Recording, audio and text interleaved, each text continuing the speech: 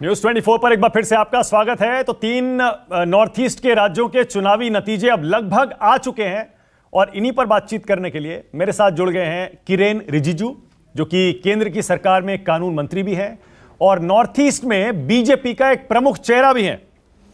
किरेन रिजिजू, आज बड़े खुश होंगे आप, क्योंकि नॉर्थ ईस्ट से ही आप आते हैं और 3 में 3 ऐसा लग रहा है बीजेपी जीत रही है। 2 में तो क्लियरली जीत रही है अपने सहयोगियों के साथ, और मेघालय में भी लग रहा है कि आप एनपीपी के साथ मिलकर सरकार बना लेंगे। सही कह रहा हूं मैं? देखिए, अब कितना सीट किसको फाइनली मिलता है और सरकार कैसे बनेगी उसका तो मैं अभी चर्चा नहीं कर सकता हूं। सार्वजनिक रूप से अभी कहने का स्थिति में भी नहीं है, लेकिन मैं मानता हूं कि तीनों राज्यों में बीजेपी सरकार में फिर से आएगी, क्योंकि तीनों में बीजेपी सरकार में थे। त्रिपुरा में था, अपने बल पे हम सरकार में थे। नागालैंड में हमारे एनडीपीपी के साथ मिलकर के गठबंधन सरकार चला रहे थे। हमारे 6 मंत्री थे, 6 मंत्री उनके थे, 6 मंत्री हमारे थे। 50-50 सीट का शेयरिंग था। और मेघालय में भी हमारे मंत्री थे। लेकिन इस बार जो परिस्थिति होंगे, मुझे लगता है कि त्रिपुरा में तो हम फिर से रिपीट करेंगे। नागालैंड में भी एनडीपीपी बीजेपी का रिपीटेशन होगा। मेघालय में भले सीट का संख्या कम हो सकता है, लेकिन हमारा जो पॉलिटिकल प्रेजेंस है, हमारे जो परसेंटेज है वोटों का, वो बहुत इजाफा हुआ है। और भले ही हमारा सीट उस लेवल में नहीं पहुंचा, लेकिन प्रधानमंत्री जी का जो रैली है वहाँ शिलोंग में और टूरा में जो रैली हुआ है, वो आज तक का मेघालय का इतिहास में इतना बड़ा रैली नहीं हुआ। और शिलोंग में जो रोड शो हुआ वो तो रिकॉर्ड है, वही के लोग कहते हैं। तो इसी से पता चलता है कि हमारा जनादर कितना बढ़ चुके हैं पूरे पूर्वोत्तर में। ठीक है, मैं समझ रहा हूं कि क्योंकि अभी एनपीपी की 23 सीटें हैं, आपकी 5 हैं, ये मिलकर भी बहुमत का आंकड़ा होता नहीं है। तो जाहिर है कि पर्दे के पीछे भी बहुत कुछ चल रहा होगा सरकार बनाने की कोशिश में। लेकिन खबर ये आई थी कि 2 दिन पहले हिमंता बिस्वा शर्मा एनपीपी के नेता कॉनरेड सांगमा से मिले थे, आपके पुराने सहयोगी भी हैं। तो मतलब ये संभावना तो है ना, इसे आप खारिज नहीं कर सकते ना कि एक बार फिर से साथ आ सकते हैं।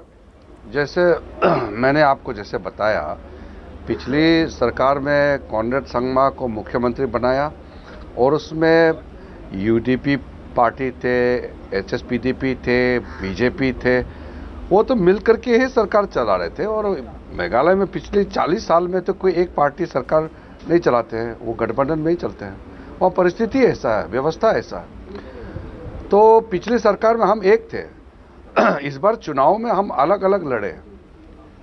जितने भी जो दल है जो सरकार में थे, हम लोग का गठबंधन सरकार थे मेघालय में, सब ने अलग अलग चुनाव लड़ा इस बार।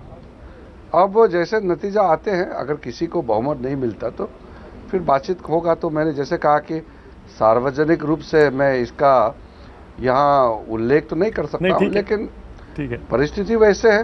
हाँ, नहीं, मैं समझ रहा हूँ।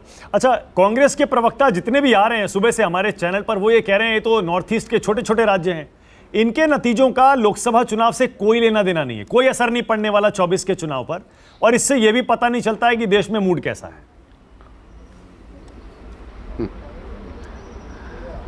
कांग्रेस पार्टी का यही सोच की वजह से आज नॉर्थ ईस्ट में साफ हो गए हैं। वो सोचते छोटे स्टेट है, कम सीट है। यही एटीट्यूड उस समय जब कांग्रेस सरकार में थे तब भी यही सोचते थे। आज कांग्रेस हार चुके, फिर भी अपना सोच बदला नहीं है। अब सार्वजनिक रूप से कांग्रेस कहते हैं कि नॉर्थ ईस्ट में छोटा स्टेट है, ज़्यादा सीट नहीं है, और भी 0 हो जाएंगे अगले बार ये लोग। मैं तो उसी समय 2014 में कह चुके हैं कि कांग्रेस का अहंकार, हम लोग उसका जवाब देंगे। तो आपको देख ही रहे हैं, ऐसा सोच से राजनीति नहीं चलते हैं। हम एक एक सीट को पूरा ताकत दे करके हम काम करके चुनाव लड़ते हैं। एक पेड़ उगाने में कितना जड़ से लेकर के कितना पानी देना, कितना उसका मेहनत करके तब पेड़ उगता है। एक एक सीट जमा करके हम बहुमत का आंकड़ा पार करते हैं। तो कांग्रेस पार्टी का जो नासमझ है या उनका जो पागलपन है, उनका जो बौखलाहट है, वो तो आप लोग देख रहे हैं। मैं उसके बारे में नहीं कहना चाहता हूँ, लेकिन नॉर्थ ईस्ट में जो बीजेपी का जो परचम लहराते हुए जो देख रहे हैं, ये देश के लिए अच्छा लक्ष्य है। अच्छा लक्षण इसलिए है कि अब पूर्वोत्तर पूरा देश के बाकी हिस्सों के साथ पूरे जुड़ चुके हैं, और ये मोदी जी का कारण, सबका साथ, सबका विकास और सबका विश्वास और सबका प्रयास। मतलब आप ये कह नारा रहे हैं के साथ एक भारत श्रेष्ठ भारत के कदम पे चल रहे हैं। जी, मतलब आप ये कह रहे हैं कि नॉर्थ ईस्ट के 3 राज्यों में बीजेपी की सरकार रिपीट करना आना, उससे संकेत ये होगा कि देश में मूड कैसा है, यानी देश नरेंद्र मोदी और बीजेपी के साथ है, और 24 के चुनाव का एक हिंट, एक संकेत मिल गया। बिल्कुल, विकल्प नहीं है जी। आज मोदी जी का कोई विकल्प नहीं है, सोच भी नहीं सकते हैं। मैं तो कल्पना भी नहीं करना चाहता हूं। जो हो नहीं सकता है उसका कल्पना भी क्यों करना है। देश क्या चाहते हैं वो सब देख रहा है। पर कांग्रेस और लेफ्ट मिलकर आपने देखा होगा त्रिपुरा में 15 सीटें जीत रहे हैं, जो कि बहुत बुरा प्रदर्शन नहीं है। इसीलिए कांग्रेस के बहुत सारे और विपक्षी दलों के नेता कह रहे हैं कि हो सकता है ये फॉर्मूला बाकी राज्यों में रिपीट किया जाए लोकसभा चुनाव के लिए। तो आपको क्या इससे चिंता होती है? 5 साल पहले तक त्रिपुरा के अंदर में कांग्रेस और वामपंथियों के बीच में ऐसा दुश्मनी थे, एक दूसरे के जाने ले लेते थे। अभी भी स्मारक बनाए हुए हैं गांव-गांव में। कई कांग्रेस नेताओं का हत्या हुई, लेफ्ट वालों ने की। कई लेफ्ट वालों के हत्याएं की कांग्रेस वालों ने। इतना घना दुश्मनी, एक दूसरे के पीछे लगे हुए थे। आज एक प्लेटफॉर्म में आकर के चुनाव लड़ रहे हैं, तो लोग कैसे उसको डाइजेस्ट कर सकते हैं? ये जो कन्वीनियंस के लिए पॉलिटिक्स खेल रहे हैं ये लोग, इससे कुछ त्रिपुरा का भला होने वाला नहीं है। कांग्रेस पार्टी के अध्यक्ष मल्लिकार्जुन खड़गे ने कल क्या कहा, रिजिजू जी आपने जरूर सुना होगा। उन्होंने फारूक अब्दुल्ला को कहा कि अभी पीएम हमने अपनी तरफ से कोई नाम आगे नहीं किया है। इससे संकेत ये कि मिलता है कि पीएम के नाम पर कांग्रेस कॉम्प्रोमाइज करने को तैयार है कि भैया बाद में देख लेंगे, पहले हम कोई नाम थोपने वाले हैं नहीं। इससे इस बात को बल मिलता है कि शायद कोई गठबंधन बन जाए बीजेपी के खिलाफ, एक गठबंधन जिसमें कांग्रेस भी हो और सारे विपक्षी दल हो।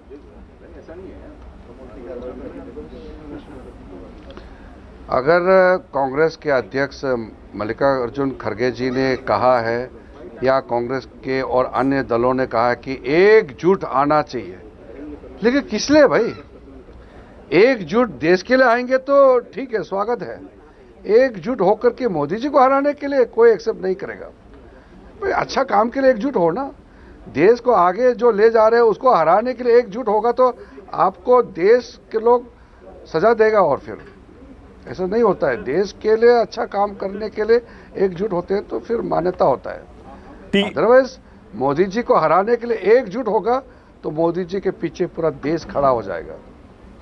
कुछ प्रवक्ता ये भी कह रहे हैं आज, किरेन रिजिजू जी, कि ये जितने भी नॉर्थ ईस्ट में जहां पर बीजेपी की सरकारें आ रही हैं वो रीजनल प्लेयर्स के दम पर आ रही हैं। आप तो छोटे प्लेयर हैं वहां पर, त्रिपुरा छोड़ दीजिए, उसके अलावा असम छोड़ दीजिए, बाकी जगह तो सारा रीजनल पार्टी स्ट्रांग है, बस आप छोटा प्लेयर हैं वहां पर। ऐसा नहीं है, ऐसा नहीं है। वो जो इस तरह का बातें वो लोग करते हैं जिसको नॉर्थ ईस्ट का राजनीति का समझ नहीं है। नागालैंड में हमारा पार्टी ने कितने बार कहा कि अकेले दम पे लड़ना चाहिए, लेकिन हमारा शीर्ष नेतृत्व का ये निर्णय है कि भले हमारे पास दम हो, लेकिन हम नागालैंड में अपना एलाइंस पार्टनर के साथ ही लड़ेंगे और रियो को हम मुख्यमंत्री फिर बनाना चाहते हैं, उनके नेतृत्व में चुनाव लड़ेंगे। ये कॉन्शियस डिसीजन है, ये पॉलिटिकल डिसीजन है, बहुत बड़ा निर्णय है। इसको पहचानना पड़ेगा, इसको सराहना पड़ेगा, इसको इज्जत देना पड़ेगा। अच्छा फैसला, बड़ा फैसला है ये कांग्रेस वालों को समझ नहीं है इसका, इसलिए ये हाल हो रहे हैं उनका। अब रिजिजू जी देखिए, आप बीजेपी का एक बड़ा चेहरा तो हैं ही, लेकिन आप केंद्र में कानून मंत्री भी हैं।